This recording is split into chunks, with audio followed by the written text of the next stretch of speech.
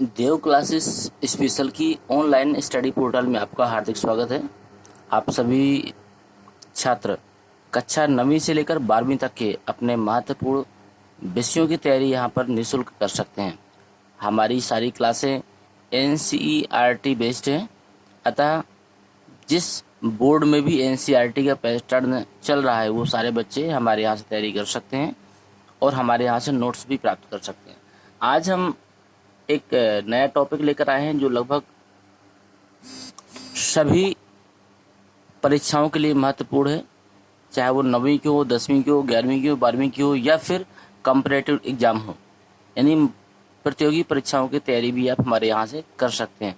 हमारा आज का जो टॉपिक है छंद, और ये लगभग सभी परीक्षाओं में पूछा जाता है।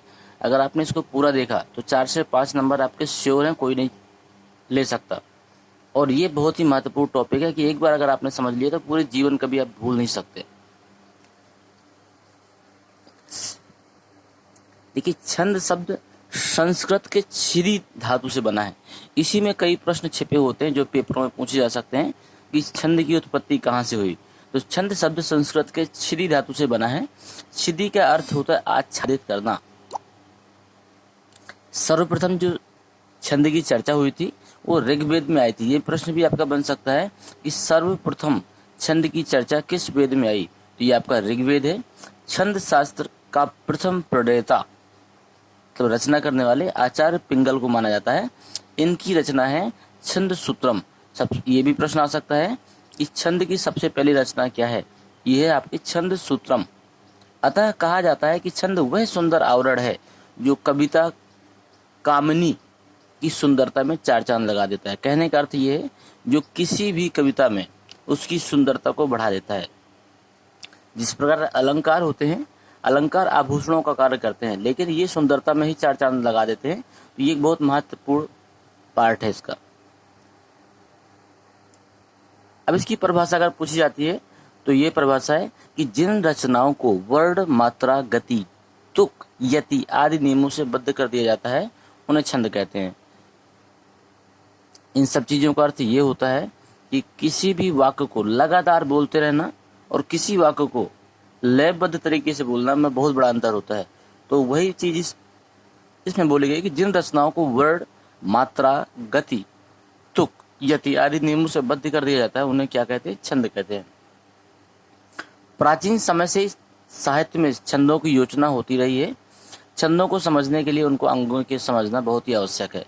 मतलब छंद आपको तभी, अभी तक आपने चौपाई पढ़ी होंगी, सोरठा पढ़े होंगे, रोला पढ़े होंगे, लेकिन अभी तक आपने इन छोटी छोटी चीज़ों को नहीं पढ़ा होगा।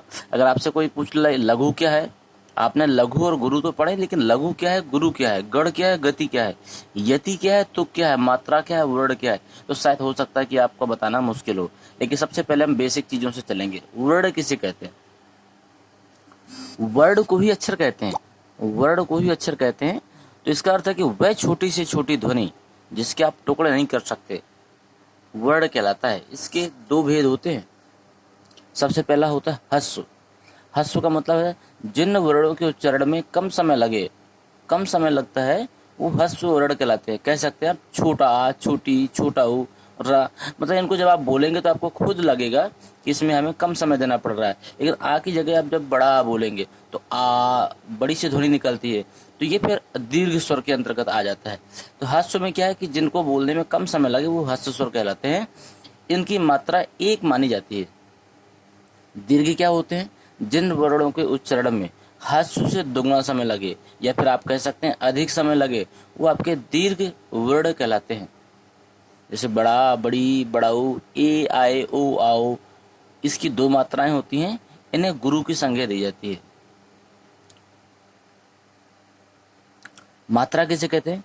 किसी स्वर के उच्चारण में जितना समय लगता है उसे मात्रा कहते हैं। देखिए अब कितने अजीब परिभाषा है। हो सकता है कि इसकी परिभाषा आपको ना पता होती। किसी स्वर के उच्चारण में जितना अधिक समय लगे, जैसे हम बड़ा आ बोलते हैं तो आ बोलेंगे तो छोटा समय निकलता है, लेकिन जब बड़ा आ बोलेंगे तो उसमें एक मात्रा निकलती है जिसमें उसमें एक डंडे को और बढ़ा दिया जाता है तो वो बड़ा आ बनता है।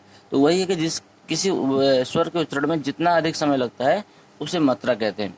यति किसे कहते हैं?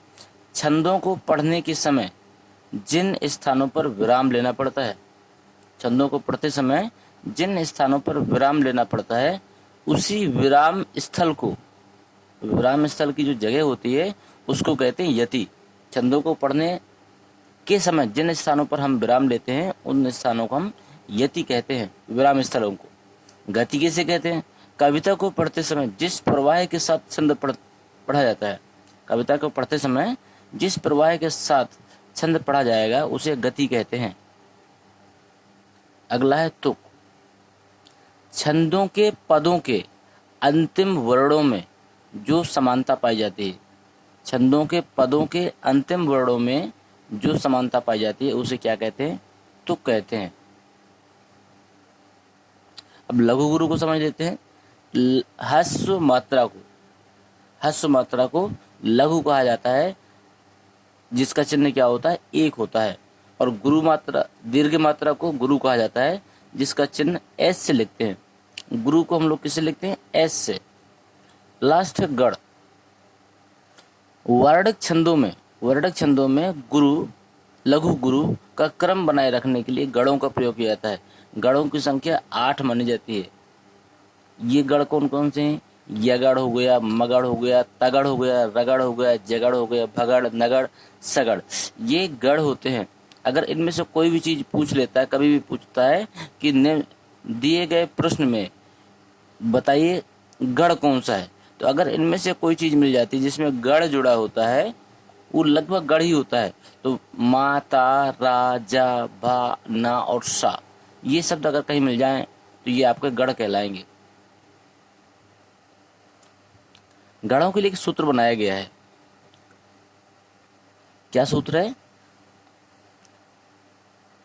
यमा तारा जभा नस लगा।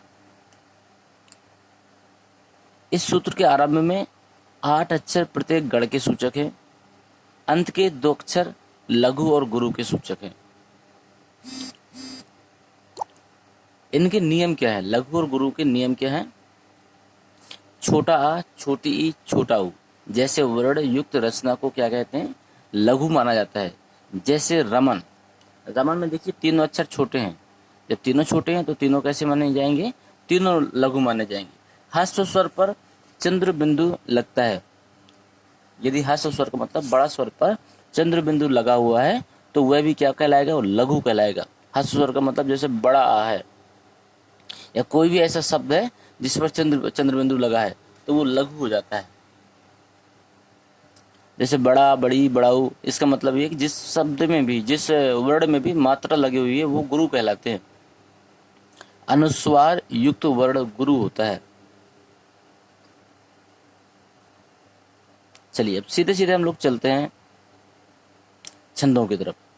वर्ण और मात्रा के आधार पर छंद 4 प्रकार के होते हैं। सबसे पहला होता है मात्रिक छंद, नंबर 2 वर्णिक छंद, नंबर 3 उभय छंद, नंबर 4 मुक्तक छंद। तो सबसे पहले हम लोग मात्रिक छंद की बात करेंगे। मात्रिक छंद ही आपकी 9वीं, 10वीं, 11वीं, 12वीं परीक्षाओं में पूछे जाते हैं। बाकी ये सब कंपटीशन के लिए महत्वपूर्ण है, तो पहले हम लोग मात्रिक छंद देखेंगे। मात्रिक छंद में क्या होता है? इन छंदों में मात्राओं की समानता का ध्यान तो रखा जाता है, किंतु वर्णों की समानता पर ध्यान नहीं दिया जाता।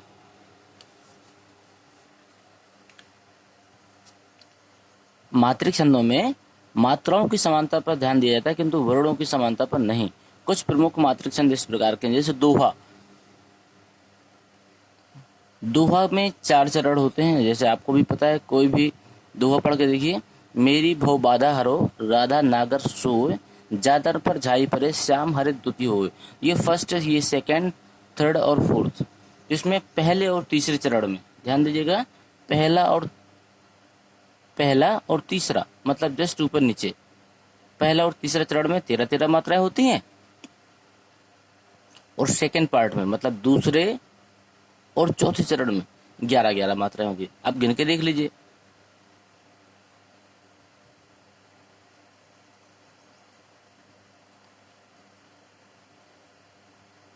ये देखिए इसमें मात्रा लगी है 2 हो जाएगा। 2 और 2 4, 4 5 6 7 8 9 10 11 12 13। देखो फर्स्ट में कितनी चाहिए हमें, 13 चाहिए। इसमें भी देख लीजिए 2 3 4 5 6 7 8 9 10 11 12 13। तो फर्स्ट और थर्ड में 13 13 मात्रा है। इसी प्रकार इसमें 11 11 है। तो जब इस तरह की कोई कंडीशन मिले तो वो क्या कहलाएगा, दोहा। सोरठा में देखिए, सोरठा में 4 चरण होते हैं।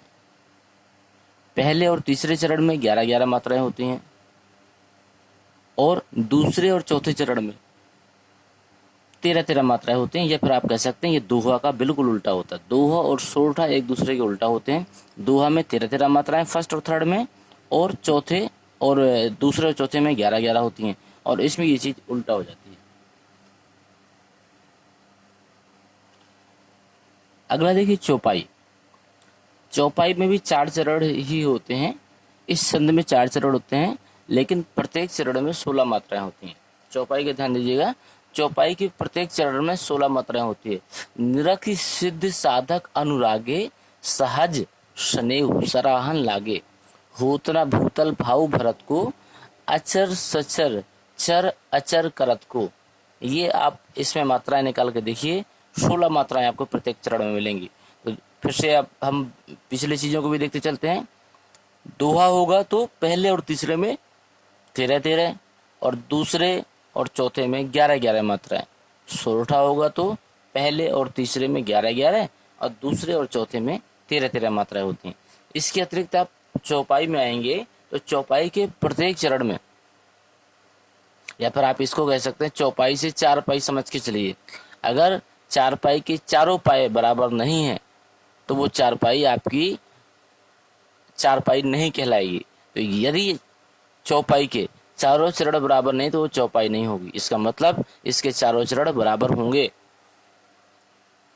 रोला, इसमें भी 4 चरण होते हैं, लेकिन प्रत्येक चरण में 24 मात्राएं होती हैं। अब ये याद करने बहुत आसान है। दोहा और सोरठा में थोड़ा सा कंफ्यूजन हो सकती है, तो वो भी आप 13 और 11 का मान के चलिए। मतलब 13 दोहा का और 11 सोरठा का, पहले और तीसरे चरण को। इसके बाद में चौपाई में आपकी 24 मात्राएं हैं, सॉरी 16 मात्राएं हो गई। और रोला में आते हैं तो प्रत्येक चरण में कितनी मात्राएं मिलेंगी, 24 मात्राएं मिलेंगी। यदि 24 मिलती हैं तो क्या कहलाता है, रोला। कुंडलियां, कुंडलियां में 6 चरण होते हैं। देखिए कुंडलियां और रोला लगभग मिलते जुलते हैं, क्योंकि उसमें चार वो होते हैं चरण, लेकिन कुंडलियां में 6 चरण होते हैं, लेकिन प्रत्येक चरण में 24 मात्राएं होती हैं। और इसके भी प्रत्येक चरण में कितनी होती हैं, 24। तो रोला और कुंडलियों का एक साथ मिल गया। रोला छोटा है, मतलब 2 ही अक्षर हैं, इसलिए 4 चरण। कुंडलियां बड़ा अक्षर है, मतलब बड़ा चरण, तो 6 चरण इसमें हो गए। और प्रत्येक चरण में 24 मात्राएं होती हैं। उम्मीद करता हूँ कि सारी चीजें आपको समझ में आ रही होंगी। रंभा झुमत हो कहा थोड़े ही दिन हेत, तुमसे केत गए अरुद्वह इति खेत। अरुद्वह इति खेत, मून लघु खाता ही ने, ताहू पे गज रहे दोठ तुम पर अति दीने। बरने दीन दयाल हमें लखी होय अचंभा, एक जन्म के लाग कहा झुकी झुमत रंभा। तो ये जो है आपका पढ़ने का तरीका भी है कि एक लाइन को एक बार में ही आपको पढ़ना है। और 6 चरण मतलब कुंडलियां, 24 मात्राएं सभी में होती हैं। बरवे में देखिए, बरवे में 4 चरण होते हैं, और प्रत्येक चरण में प्रथम तृतीय चरणों में इसके 12 मात्राएं होती हैं। बरवे मतलब 12, बरवे मतलब 12 मात्राएं। तो पहले चरण में 12 हैं, तो 12 तीसरे में भी होंगी, क्योंकि यही क्रम इनमें रहता है। पहले और तीसरे में 12 12, और द्वितीय और चतुर्थ मतलब दूसरे और चौथे में, वैसे भी छोटे दिख रहे हैं तो आप समझ सकते हैं कि दूसरे और चौथे में 7 7 मात्राएं होती हैं। 12 मतलब 12, तो पहले और तीसरे में 12 12, और दूसरे और चौथे में 7 7 मात्राएं होती हैं। अगला है उल्लाला। हो सभी छात्र ये जरूर ध्यान दें कि जिस क्लास में भी आप हैं और आपके क्लास में आपके पाठ्यक्रम में जितने छंद हैं आपको उतने ही तैयार करने हैं। इसके अतिरिक्त आपकी इच्छा के ऊपर डिपेंड करता है, क्योंकि हम कंबाइंड लेकर चल रहे हैं कि हर क्लास का बच्चे इसमें से तैयारी कर सके। जो कंपटीशन के बच्चे हैं उनको पूरे छंद तैयार करने हैं, पूरे देखने हैं, पूरे को तैयार भी करना है। उल्लाला में 4 चरण होते हैं। विषय नहीं, विषम चरणों में 15-15 मात्राएं। यहाँ पर विषय नहीं है, विषम है। विषम चरणों में 15-15 मात्राएं होती हैं, मतलब पहले और तीसरे में 15-15 मात्रा होती हैं और दूसरे और चौथे में 13-13 मात्राएं होती हैं उल्लाला की। तो जब भी आप निकालें, अगर पहले चरण में 15 मात्राएं मिलती हैं तो उल्लाला, और पहले में अगर 12 मिलती हैं तो बरवे, पहले में 13 मिलती हैं तो दोहा, पहले में 11 मिलती हैं तो सोरठा। अगर प्रत्येक चरण में 24 मिलती हैं तो कुंडलियां हो सकती हैं या फिर रोला हो सकती हैं। रोला की कंडीशन होगी 4 चरण की, कुंडलियों की होगी 6 चरण की। अगर 16 मात्राएं मिलती हैं तो चौपाई, चौपाई के 4 पाए बराबर, मतलब सभी में 16 होनी चाहिए। छप्पे ये लास्ट छंद है आपके कोर्स का। ये 6 चरण वाला छंद होता है, मतलब कुंडलियां भी 6 चरण और छप्पे भी 6 चरण, लेकिन प्रथम 4 चरण रोला के होते हैं, अंतिम 2 चरण उल्लाला के होते हैं। ध्यान दीजिएगा, प्रथम 4 चरण रोला और अंतिम 2 चरण उल्लाला के होते हैं। इसमें वहां पर क्या कहलाएगा, छप्पे। ये वैसे अति महत्वपूर्ण के अंतर्गत नहीं आता, लेकिन फिर भी आप इसको तैयार करिएगा। आप में महत्वपूर्ण कौन कौन से है, ये उल्लाला। उल्लाला बहुत बार पूछा गया है। इसके बाद में बरवे भी है लेकिन कम है। कुंडलियां अति महत्वपूर्ण है, रोला अति महत्वपूर्ण है, बाकी आपकी चौपाई वगैरह तो आप जानते हैं कि ये महत्वपूर्ण है। इसके बाद हम अगले वीडियो में चलते हैं और अगले वीडियो में हम बात करेंगे वार्णिक छंदों की। तो सभी छात्र जिन्होंने इस वीडियो को देखा है वो अगले वीडियो को भी जरूर देखें, क्योंकि यहाँ से उनकी बहुत बड़ी एक हिंदी की समस्या सॉल्व होने वाली है। अब विशेषकर कंपटीशन के बच्चे इस वीडियो को जरूर देखें।